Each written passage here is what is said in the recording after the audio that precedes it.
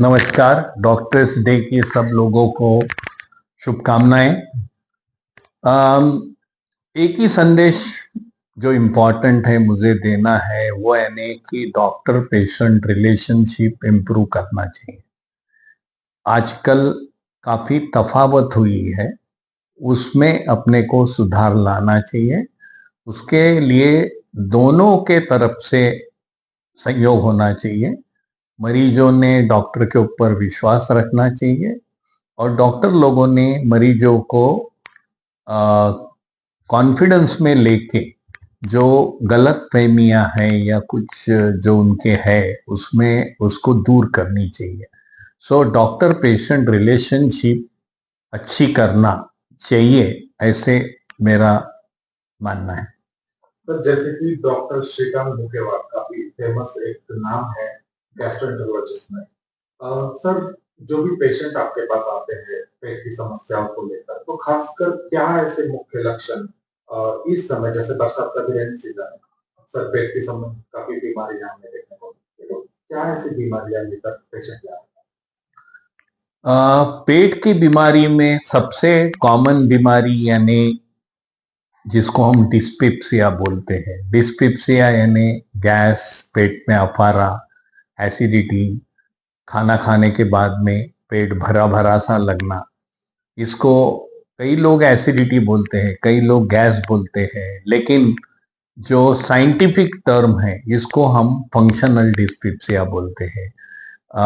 हिंदी में बताना चाहेंगे तो इसको अपचन की बीमारी बोलेंगे, यानी पेट में अफारा आना। और ऐसे लोगों में एंडोस्कोपी, सोनोग्राफी या ब्लड टेस्ट करने से कुछ मिलता नहीं है, लेकिन ऐसे लोग की आंत ज्यादा संवेदनशील रहती है, उसके कारण उनको गैस या एसिडिटी ज्यादा महसूस होती है।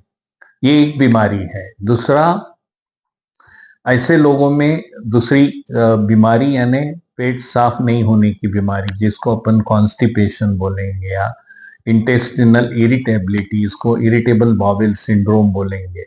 सो ये ऑल फंक्शनल बाउल डिसीज है जो सबसे कॉमन क्लिनिकल प्रैक्टिस में रहते हैं, पूरे साल भर में ये रहते हैं। रेनी सीजन में, ये सीजन में, ये मौसम में कई बार पीलिया दिख जाता है, आंख में पीलापन दिखता है, इन्फेक्शन आते हैं कि जिसमें वायरस, हेपेटाइटिस जो बोलते हैं, वायरस के कारण लिवर में सूजन आना, ये काफी कॉमन है। गैस्ट्रोएंटराइटिस होते हैं, उल्टियाँ, पतले दस्त होना, बार बार इन्फेक्शन होना, ये रेनी सीजन में कॉमन है। मलेरिया, बुखार, क्योंकि मच्छर ज्यादा होते हैं, मलेरिया, फाइलेरिया, स्क्रब, ये सब मॉस्किटो और उसके वेक्टर से होने वाली बीमारियां ज्यादा पाई जाती है। सर जैसे कि भी आपने उल्लेख किया है हेपेटाइटिस का, तो सर कौन कौन से ऐसे प्रकार होते हैं हेपेटाइटिस के जो आम देखे जाते हेपेटाइटिस के मेनली दो प्रकार हैं। एक को एक्यूट हेपेटाइटिस बोलते हैं। एक्यूट हेपेटाइटिस का मतलब कोई आदमी को पीलिया होता है तो वो ज्यादा से ज्यादा 3-4 महीने के अंदर में कम हो जाता है। और दूसरा रहता है क्रॉनिक हेपेटाइटिस, जिसको बाय डेफिनेशन 6 महीने के ऊपर में अगर पीलिया रहा तो उसको हम क्रॉनिक हेपेटाइटिस बोलते हैं। तो 6 महीने का बाय डेफिनेशन पीरियड है। एक्यूट हेपेटाइटिस सबसे कॉमन कारण एक्यूट हेपेटाइटिस का वायरल इन्फेक्शन है। हेपेटाइटिस ए, हेपेटाइटिस ई, ये सबसे कॉमन कारण है। कई बार जो दवाई रहती है, ड्रग्स, उसके कारण पीलिया हो जाता है। टीबी की दवाई, कोई एंटीबायोटिक्स की दवाई, एंटी फंगल की दवाई, फिर फिट की दवाई, ऐसे काफी सारे दवाई से पीलिया होता है। हेवी मेटल्स, कोई ऑल्टरनेटिव मेडिसिन की जिसमें हर्ब्स, हेवी मेटल्स रहते हैं, ये सब पीलिया करते हैं। तो ये एक्यूट हेपेटाइटिस में आता है। वायरल एक, ड्रग इंड्यूस्ड हेपेटाइटिस, फिर कुछ बॉडी में इंफेक्शन रहा और लिवर में सूजन हो गई, तो उसके कारण भी हेपेटाइटिस होता है। इसको टॉक्सिक हेपेटाइटिस बोलते हैं। ये सब लीवर के पीलिया के कारण है। कई बार दारू के कारण हेपेटाइटिस होता है, अल्कोहल लेने के कारण, उसको अल्कोहलिक हेपेटाइटिस बोलते हैं। अगर लीवर परमानेंट डैमेज हो गया तो उसको हम सिरोसिस बोलते हैं। सिरोसिस यानी जलंधर की बीमारी, जहां पेट में पानी हो जाता है, पैरों में सूजन आ जाती है, खून की उल्टी होती है, बेहोशी की हालत आ सकती है। जलंधर की बीमारी, इसको सिरोसिस बोलते हैं। सिरोसिस दारू के कारण, हेपेटाइटिस के जंतु के कारण होता है। हेपेटाइटिस जो सिरोसिस करती है उसमें मेनली हेपेटाइटिस बी और सी, ऐसे दो वायरसेस हैं। एक्यूट हेपेटाइटिस जो मैंने बताया पीलिया, ये हेपेटाइटिस ए और ई से होता है। लेकिन सिरोसिस परमानेंट लिवर डैमेज, ये भी हेपेटाइटिस बी और सी से होता है। लिवर कैंसर से पीलिया हो सकता है, और लिवर कैंसर का सबसे कॉमन कारण अपने देश में हेपेटाइटिस बी है। तो उसके बाद में दारू है, उसके बाद में लिवर में चर्बी होके लिवर खराब होके लिवर का कैंसर हो सकता है। ये सब बीमारियां होती हैं। तो जैसे कि अभी आपने पीलिया का जिक्र किया, कॉमन सी हमारे देश में देखने को मिलता है। कई बार हमें लक्षण देखने को नहीं मिलते। तो फिर भी अगर हम देखना चाहें तो क्या ऐसे मुख्य लक्षण हमें पीलिया में नजर आते हैं? हाँ, पीलिया के मेनली तो ये लक्षण है कि पेशाब पीली होना, भूख नहीं लगना, जी मिचलाना, उल्टी होना, सफेद लैट्रिन जाना, खुजली होना, पेट में दर्द होना। ये सब लक्षण होने से आपको पीलिया के लक्षण है ऐसे समझ लेना चाहिए।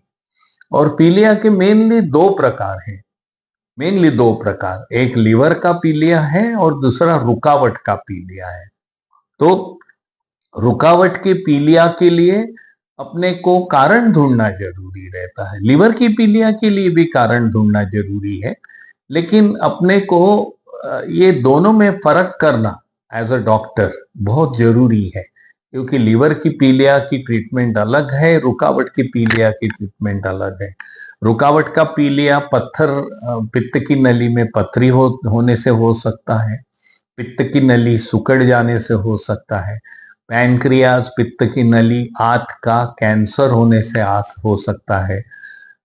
गठान से दबाव होके ये पित्त रुक जाके हो सकता है। तो ऐसे काफी सारे कारण हैं। हमारे देश में कॉमन सी चीज देखने को मिलती है, जब पीलिया होता है लोगों में अवेयरनेस न होने के कारण, डॉक्टर कहते हैं ये बहुत इम्पोर्टेंट क्वेश्चन हो जाता है कि लोग झाड़ फूक में लग जाते हैं, लोग डॉक्टर के पास नहीं जाते, जिसे पीलिया झड़ाना कहते हैं हम भाषा में, और काफी ये हमें रूरल एरिया में देखने को मिलता है। तो क्या ये सही है या कितना खतरनाक हो सकता है?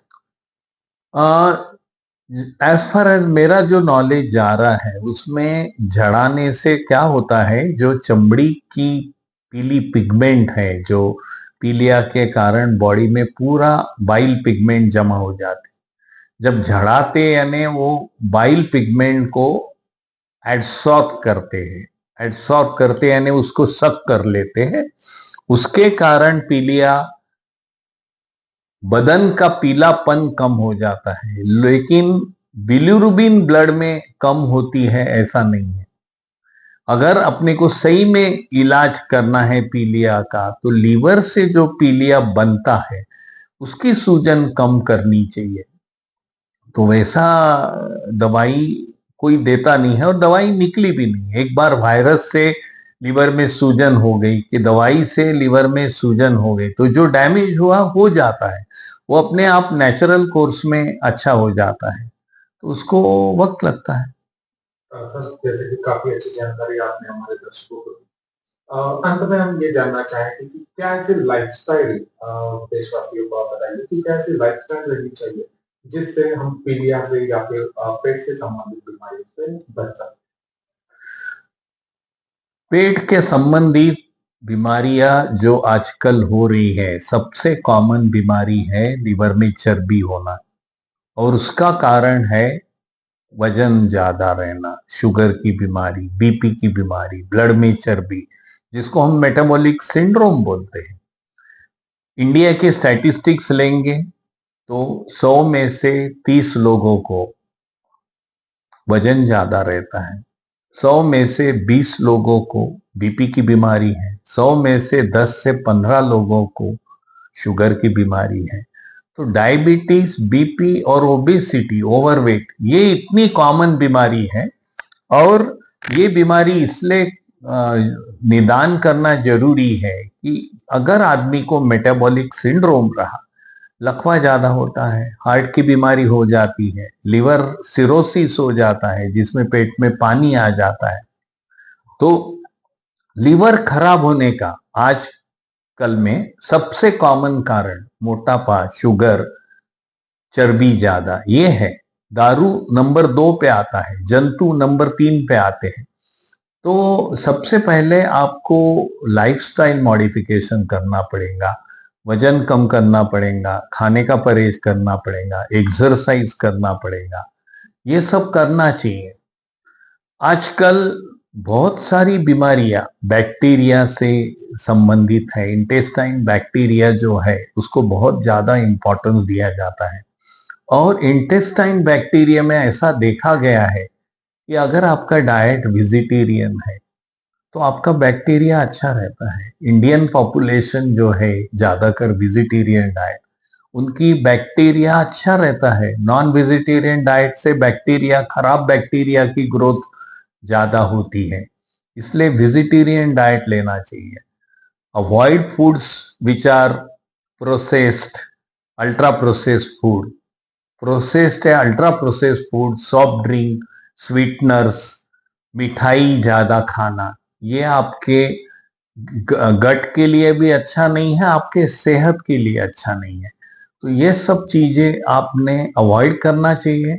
एक्सरसाइज करना चाहिए, एक्सरसाइज से वजन कम होता है, एंडोर्फिन, एनकेफ्लिन ऐसे हार्मोन्स निकलते, उसके कारण आदमी को अच्छा लगता है और ओवरऑल वेल बीइंग रहता है।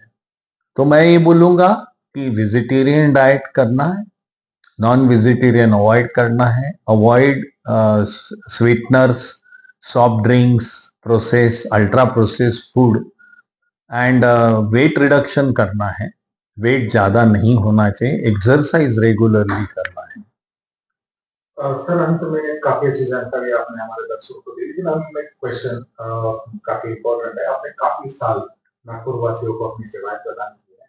अगर हम बात करते हैं मिडास की, तो अकेले मिडास के अंदर संपूर्ण एक छत्र सारी सुविधाएं यहाँ पे उपलब्ध है। तो हमारे दर्शकों को आप ये भी बताइए किस प्रकार की उन्नत सुविधाएं हमारे हॉस्पिटल में मौजूद देखो आजकल क्या है कि आदमी को एक बीमारी नहीं रहती, लीवर की बीमारी लेके आता है, उसको किडनी फेल हो जाता है, बेहोशी की हालत आ जाती है, हार्ट की बीमारी रहती है। इसलिए हमने ये सोचा है कि एक रूफ के अंडर में सभी डॉक्टर्स रह के उसका इलाज अच्छी तरह से होना चाहिए। अगर एक रूफ में स्पेशलिस्ट है, एक ही रूफ में सब फैसिलिटी है, CT scan, MRI, cath lab, x ray, sonography, fibro scan, MRI, तो उसको सुविधा ज्यादा होती है अच्छी तरह से। तो मिडास का नया हॉस्पिटल जो है वो उसी तत्व को लेके पैदा किया है कि लोगों को इधर उधर जाना नहीं चाहिए, लोगों का सुविधा होना चाहिए, एक जगह पे ट्रीटमेंट होना चाहिए। मैं ये गर्व से कहूंगा कि हमारे पास 10.5 एकड़ जगह है। तो हॉस्पिटल तो 170 बेड का अभी है, उसको हम बढ़ा सकते हैं 1000 बेड तक। और आजू बाजू की एरिया इतनी ओपन एरिया है, कॉमन एरिया है कि जहां मरीज को फ्रेश एयर मिलती है, बैठने को जगह है, पार्किंग की प्लेस है। जो शहर में झंझट होती है, पार्किंग नहीं मिलता है, तो ये सब के हिसाब से मुझे लगता है कि थोड़ा शहर से दूर है, लेकिन सुविधाएं देखते हुए लोगों ने इसका लाभ उठाना चाहिए। है। जैसे कि आपने काफी अच्छी जानकारी हमारे दर्शकों को दी, इसके लिए हमारे चैनल के ओर से आपको सबसे पहले तो डॉक्टर्स डे की मुबारकबाद और धन्यवाद। Thank you.